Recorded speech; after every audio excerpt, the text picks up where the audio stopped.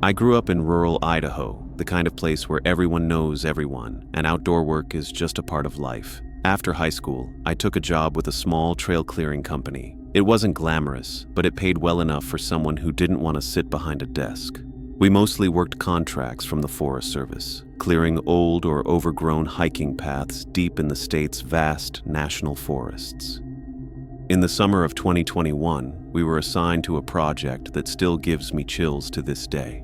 It was supposed to be straightforward, clear out a 12-mile trail that had been abandoned for over a decade. The route ran along the base of the Sawtooth Mountains and had become nearly invisible due to fallen trees, dense brush, and erosion. The job was remote, even by our standards.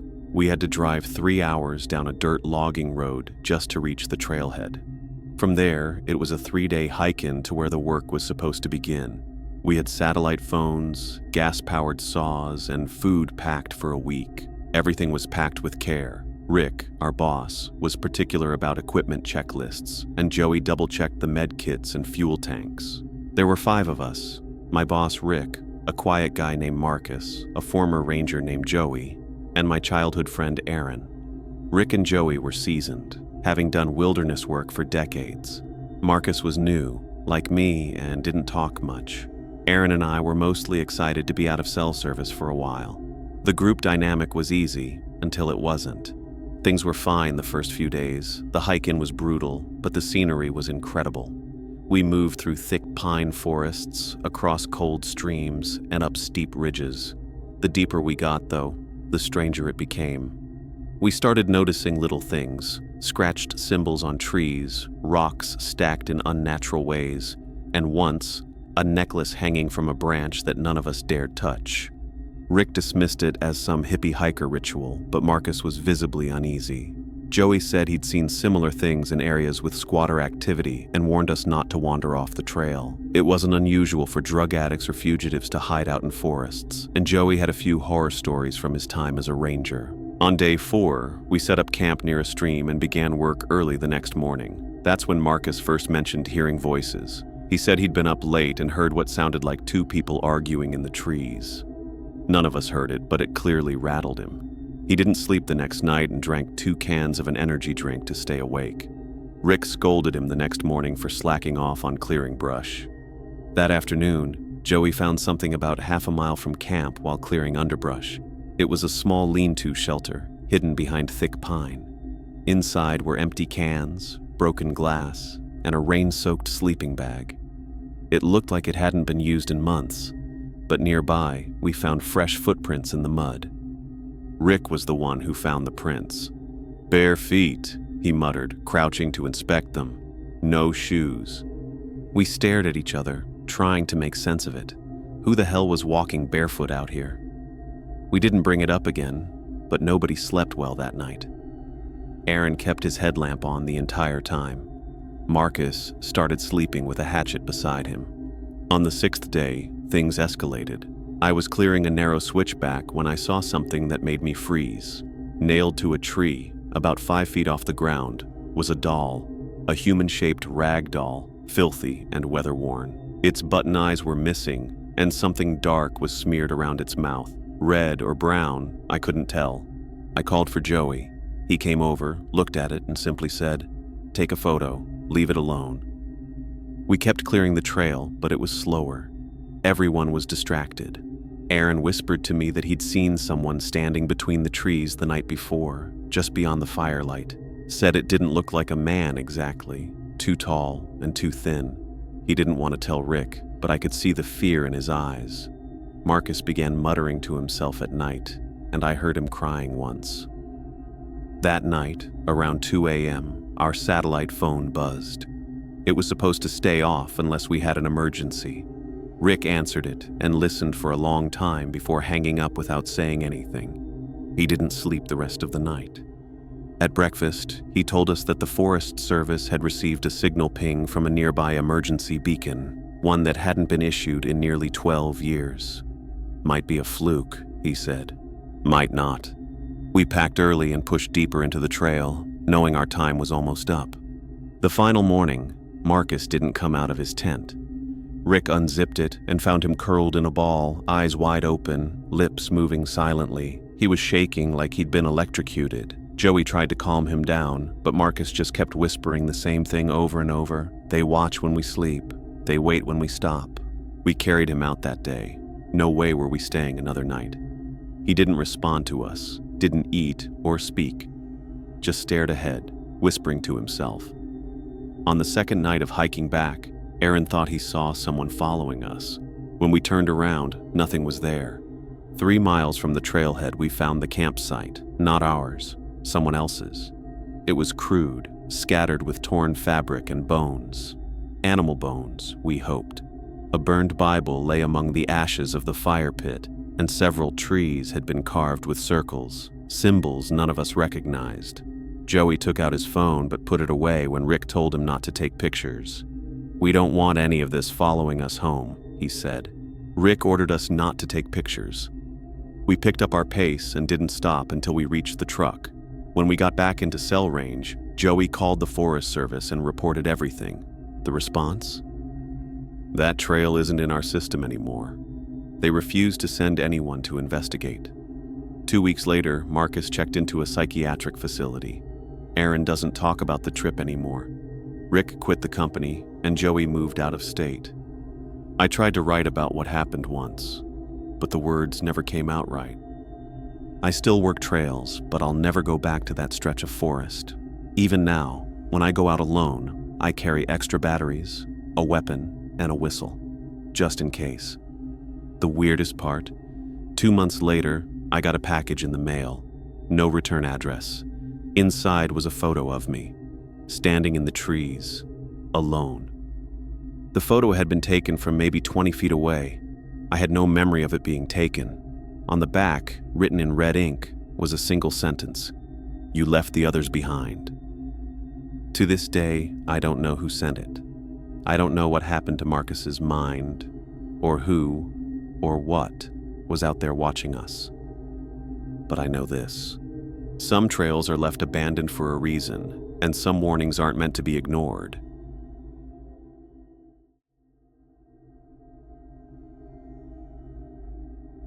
I'm 27 now, but this happened when I was 25. I was working part-time as a vet tech in Asheville, while also trying to build a freelance portfolio in pet behavior consultation. On weekends, I offered house and pet sitting services to make some extra cash. Most of my gigs came from referrals or a local Facebook group for pet owners. That's how I got in touch with a man named Mr. Langston. Mr. Langston was in his early 60s and lived alone in a large, older home on the outskirts of the city. He owned a black cat named Salem and a cockatoo named Benny. He said he'd be out of town for a long weekend visiting his daughter in Tennessee and needed someone to watch over his pets and keep the house company. He was offering $325 for 3 nights, and that sounded more than fair to me.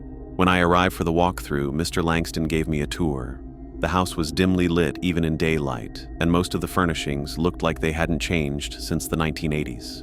Still, everything was clean, and the pets seemed well cared for. Benny squawked and shouted phrases like, "Where's my coffee?" and "Hey buddy," while Salem eyed me from behind the stairs. He instructed me to feed Salem twice daily, give Benny fresh fruit and pellets, and let him out of his cage for a few hours each day. There was a guest bedroom upstairs next to the main bathroom, and he said I could use the kitchen freely. The only rule was to stay out of the last room at the end of the hallway upstairs. It was locked anyway, he said, but he preferred no one tried to go near it. That struck me as odd, but not alarming. People have storage rooms. Maybe it was messy or private. He left Friday morning, and by that evening, I had settled in. Salem kept to himself, and Benny chattered intermittently from the den. The first night went fine, though I was hyper-aware of how quiet the house got at night. Every creak echoed. I left the bedroom door open in case Salem wanted to wander in. Around 2:30 a.m., I woke up to the sound of soft thuds, like something falling lightly on the floor.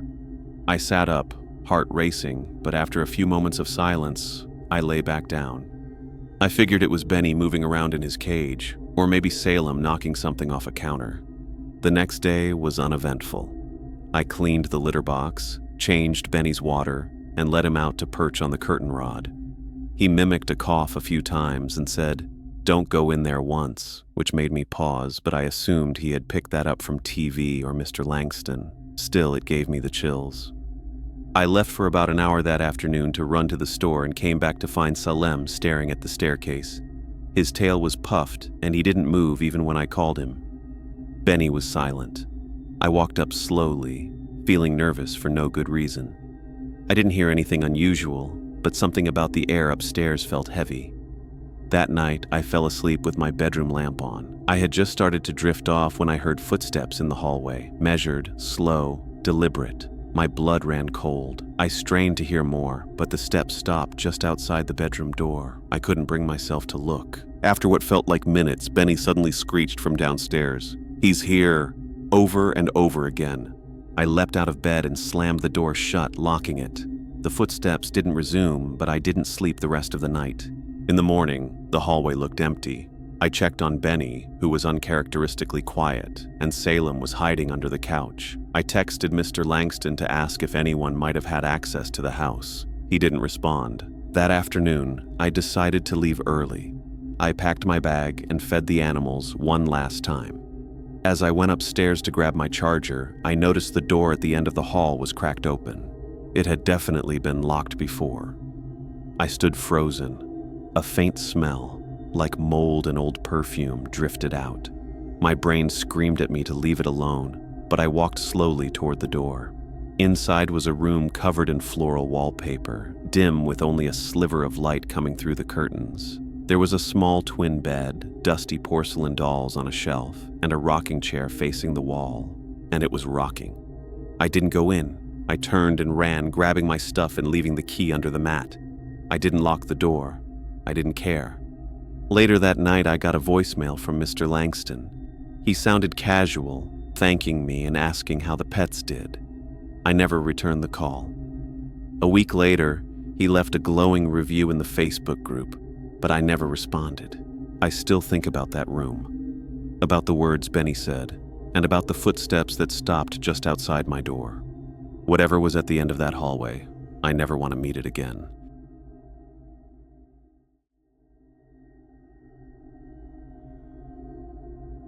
My name is Julian, and I've worked for the MTA in New York City for almost 20 years.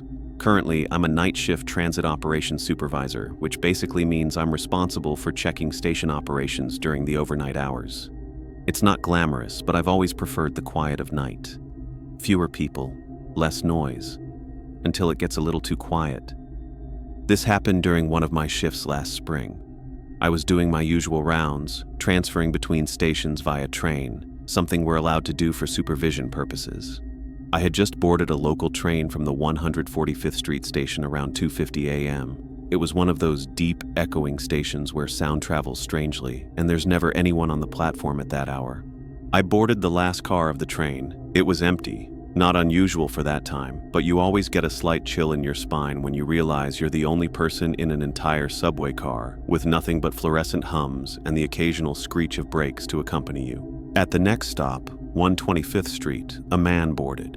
He was tall and gaunt, wearing a heavy black trench coat despite the mild spring weather. He had a wool cap pulled low over his forehead and stringy brown hair that fell just below his ears. He made immediate eye contact with me as soon as he stepped in, then walked all the way to the opposite end of the car and sat down, still facing me. Something about him unsettled me right away. It wasn't just how he looked, it was how calculated he seemed. He didn't take out a phone, didn't fidget, didn't even glance out the window. He just sat there, occasionally glancing up at me from beneath his cap. I tried to look occupied with the notes I had for my shift schedule, but I could feel his gaze even when I wasn't looking. When we arrived at the next station, 96th Street, I got off, as planned. I walked briskly toward the station manager's office on the mezzanine level. As I approached the door, I glanced over my shoulder. And there he was. The man from the train. He was pacing slowly near the benches, about 30 feet away. Not sitting, not heading toward any exit, just pacing. I unlocked the office door and stepped inside, locking it behind me. I tried to dismiss the growing paranoia in my chest, telling myself he was just waiting for another train. But a few minutes later, I heard the unmistakable sound of a hand testing the doorknob. It jiggled once, then again. Then came a knock, slow, deliberate, not forceful. I called out, "Can I help you?" "I just want to talk," came the voice. Low, calm, measured, too measured. I replied firmly, "Please leave the area." There was silence for a moment, then another soft knock. I moved quickly to the wall monitor and pulled up the feed from the hallway camera. There he was, standing right outside the door, just as I'd feared. Still wearing that long trench coat, still keeping his head down like he was trying to avoid the camera, until he wasn't. As soon as I pulled up the footage, he looked directly at the lens. Then just like that, he turned and walked away, disappearing out of view. I exhaled, realizing I had been holding my breath. I stayed in the office for about 30 more minutes, finishing my report and waiting for the next train to transfer to my third and final check-in of the night. Before leaving, I double-checked the cameras. Nothing. The hallway was empty. I exited, locked the office, and descended the steps to the platform. The train arrived just as I reached the bottom. I stepped in, relieved to see the car was empty again. That relief didn't last long. As the train doors began to close, I caught movement from the stairs. The man from before, his coat trailing behind him, descended and stepped into the same car as me just before the doors shut. He sat down across from me again, not directly opposite, but offset, just enough to keep me within his peripheral vision. I tried not to show it, but my nerves were on fire. I could feel his stare again, and it took everything in me not to get up and move to another car. I didn't want to provoke him. I didn't know if he had a weapon. And the look in his eyes, sharp, calculating, devoid of empathy, made me suspect he wouldn't hesitate to use one. Trying to diffuse the tension, I gave a nod and a forced half smile. He didn't return it. He just kept watching. The train continued. I didn't move a muscle until we arrived at my next stop, 59th Street. As soon as the doors opened, I practically sprinted up the stairs, forcing myself not to look back.